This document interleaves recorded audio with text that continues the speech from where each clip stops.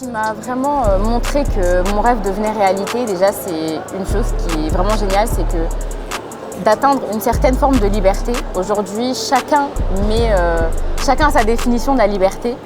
Moi personnellement, c'était vraiment d'avoir une liberté en termes géographiques, mais aussi horaires. Avant de rejoindre Startup Banlieue, c'est vrai que moi j'avais déjà commencé à entreprendre. J'ai commencé à entreprendre depuis 2015. Donc j'avais quand même testé plusieurs réussites. J'avais quand même eu plusieurs échecs, plusieurs réussites. Et c'est vrai que mon parcours il était quand même assez varié. J'étais dans l'administratif, j'ai fait de la gestion de projets informatiques, j'ai fait beaucoup de communication, j'ai développé aussi un accélérateur d'affaires. Donc j'avais quand même pas mal de compétences en arrivant chez Startup Banlieue. La mission vraiment de mon entreprise, plutôt parce qu'aujourd'hui c'est clairement une entreprise. Cette mission en fait c'est vraiment de remettre l'humain au cœur de la communication, au cœur des interactions et au cœur des relations. Donc il y a tant des obstacles intérieurs, internes, que externes.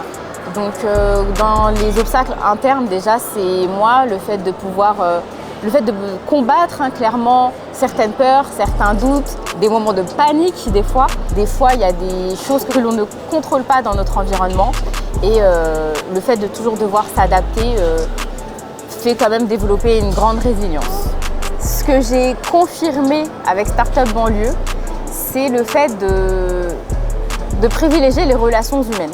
Aujourd'hui, Startup Banlieue, c'est une grande famille. Quand on y rentre, peu importe ton âge, ton origine, ta religion, tu es accepté.